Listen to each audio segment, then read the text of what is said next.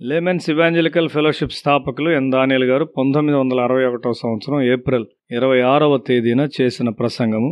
పేతురు రాసిన మొదటి పత్రిక 1వ అధ్యాయం 23వ వచనము. మీరు సత్యమునకు విధేయులవుట చేత మీ మనస్సులను పవిత్రపరచుకునే వారయుండి ఒకరినొకడు హృదయపూర్వకముగాను మిక్కటముగాను ప్రేమించుడి. సత్యమునకు విధేయులమవుట ద్వారా మన ఆత్మలను మనం పవిత్రపరచుకొనుచున్నాం. శరీరములో మరియు ఆత్మలో మనం పవిత్రపరచబడాలని పరిశుద్ధుడైన పౌలు చెప్తున్నాడు. ఒక తప్పైన ఆత్మ కూడా మనలను అపవిత్రపరచును. మీరు ఇతరులతో కలిగిన సంబంధాలను గూర్చి జాగ్రత్తగా ఉండుము. పేతురు రాసిన 2వ పత్రిక 2వ అధ్యాయం 17వ వచనము. వీరు నీళ్లు లేని బావులను పెనుగాలికి కొట్టుకొని పోవు మేఘములనై ఉన్నారు. వీరి కొరకు గాఢాంధకారము భద్రము చేయబడి ఉన్నది. నీటి కొరకు ఎక్కడికి వెళ్తున్నావు? ఎండిన బావుల యొద్దకు వెళ్ళుచు మన జీవితాలను వ్యర్థపరచుకునుట ఎంత నష్టము. ఏ విధమైన బంధువులు మనకున్నారు? వారు ఎండిన బావులా? నీవు ఒక ఎండిన బావివా? నీతో సహవాసము చేయువారెవరైనా పరలోకపు నీటిని త్రాగుచున్నారా? పేతురు రాసిన 2వ పత్రిక 2వ అధ్యాయం 10వ వచనము. మలినమైన దురాశ కలిగి శరీరానుసారంగా నడుచుకొనుచు ప్రభుత్వాన్ని నిరాకరించుచు శిక్షలో ఉంచబడిన వారిని తీర్పు దినం వరకు కావల్లో ఉంచుటకును ప్రభువు సమర్థుడు. నిజమైన దేవుని పిల్లలను గూర్చి చెడు మాట్లాడు ప్రజలున్నారు. దేవదూతలు సాతాను గూర్చి చెడుగా మాట్లాడరు. నిష్కారణమైన వాటిని మాట్లాడినప్పుడు వారు సాతానుతో ప్రభువు నిన్ను గద్దించునుగాక అని మాత్రమే చెప్పారు. పడిపోయిన ఆ మొదటి దూతను గూర్చి వారు చెడుగా మాట్లాడలేరు. శరీరానుసారులైన వారు దేవుని పిల్లలను గూర్చి సులభముగా చెడు మాట్లాడతారు. వారు వారి యొద్దకు వచ్చి అబద్ధాలు చెప్తుంటారు. నీకు సత్యమునే పూర్తిగా సత్యమునే మాట్లాడుటకు కోరిక లేనట్లయితే దేవుని పిల్లల యొద్దకు వెళ్ళవద్దు.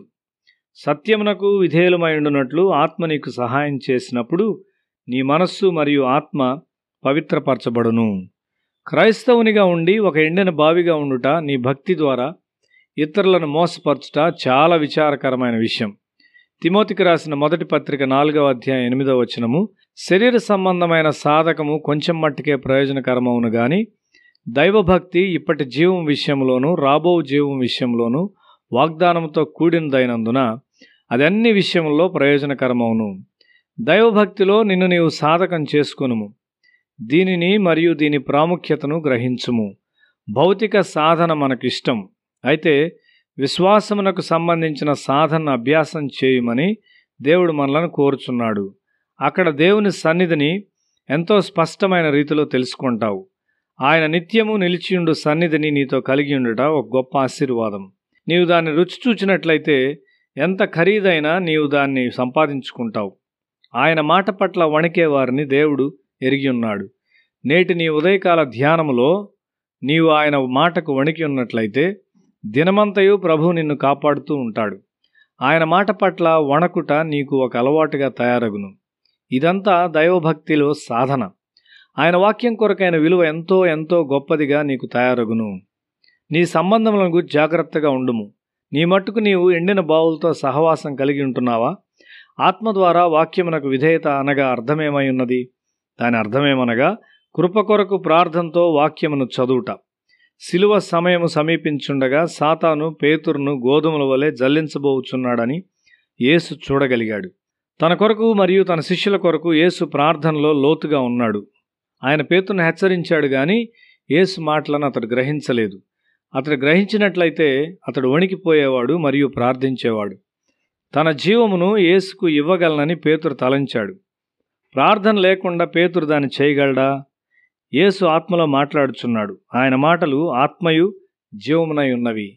నికోదేము యేసుతో శరీర స్థాయిలో మాట్లాడాడు గాని యేసు అతనితో ఆత్మలో మాట్లాడాడు. యేసు ఎల్లప్పుడూ ఆత్మలో మాట్లాడును గాని చాలామంది వారి ప్రకృతి సంబంధమైన మనసుతో మాత్రమే ఆయన అర్థం చేసుకుంటారు. ఆయన అర్థం చేసుకున్నటకు ప్రార్థనలో ఆత్మస్థాయికి మీరు తప్పక పైకి లేవలసి ఉన్నారు. మీరు ఆత్మ ద్వారా జన్మించినప్పుడు యేసు మాటలను అర్థం చేసుకున్నటకు ప్రార్థన ద్వారా ఆత్మస్థాయికి మీరు పైకి లేవగలరు. ఎంత ఎక్కువగా ప్రార్థిస్తే అంత ఎక్కువగా వాక్యాన్ని మీరు అర్థం చేసుకుంటారు. గొప్ప ప్రత్యక్షతలు నీకు వస్తాయి. ఏలియా లాంటి ప్రజల జీవితాన్ని మీరు అర్థం చేసుకుంటారు. అట్టి ప్రవక్తలను అర్థం చేసుకున్నటకు నీకు ప్రత్యక్షత అవసరము. మీరు దాన్ని కలిగి ఉన్నప్పుడు మీ చుట్టూ ఉన్నవారికి వ్యత్యాసంగా మీరు ఉంటారు. మీరెక్కడికి వెళ్ళినను దేవుని సన్నిధిని మీరు తీసుకుని వెళ్తారు. సహోదరుల కొరకైన కపటం లేని ప్రేమ మీలో నుండి స్వేచ్ఛగా బయటకు వచ్చును. సహోదరులకు ఇచ్చుటకు అవసరమైనది పరలోకము నుండి మీకు ఇవ్వబడును. దేవుని కొరకైన సాధనము మరియు జీవజల బావిగా మీరు తయారవుతారు. ఇది మన ఆధిక్యత. మనము దాన్ని సాధిద్దాం. దేవుని కొరకైన సాధనంగా లేక జీవజల బావులుగా ఉండే స్థితికి మనం ఎంత దూరంలో ఉన్నాము? మన క్రియల కంటే ఎక్కువగా మన మాటలు ఉండకూడదు.